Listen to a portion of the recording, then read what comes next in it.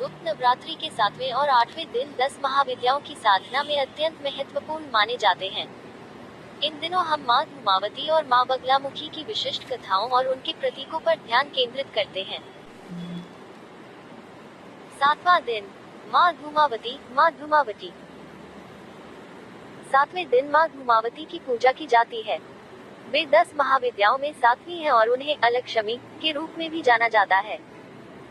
स्वरूप, वे वृद्धा और विधवा स्वरूप में दिखाई देती हैं, जो फटे वस्त्र पहनती हैं और कौवा पंछी उनका वाहन है। प्रतीक, माँ धूमावती उस ज्ञान का प्रतीक है जो हमें अभाव, दुख और अकेलेपन में मिलता है। वे सिखाती है कि संसार में कुछ भी स्थायी नहीं है।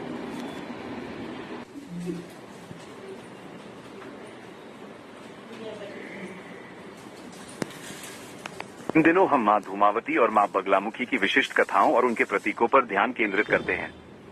मैं इन कथाओं को समझने में आपकी सहायता करूंगा और साथ मिलकर हम इनके गहरे अर्थों को जानेंगे। 7वां दिन, माँ धूमावती। माँ धूमावती 7वें दिन माँ धूमावती की पूजा की जाती है। वे 10 महाविद्याओं में 7वीं हैं और उन्हें अलक्ष्मी के रूप में भी जाना जाता है। स्वरूप, वे वृद्धा और विधवा स्वरूप में दिखाई देती हैं, जो फटे वस्त्र पहनती हैं और कौवा उनका वाहन है। प्रतीक, माँ धूमावती उस ज्ञान का प्रतीक है जो हमें अभाव, दुख और अकेलेपन में मिलता है। वे सिखाती है कि संसार में कुछ भी स्थायी नहीं है। 8वां दिन, माँ बगलामुखी। माँ बगलामुखी 8वां दिन माँ बगलामुखी को समर्पित है। इन्हें पीताम्बरा के नाम से भी जाना जाता है क्योंकि इन्हें पीला रंग अत्यंत प्रिय है।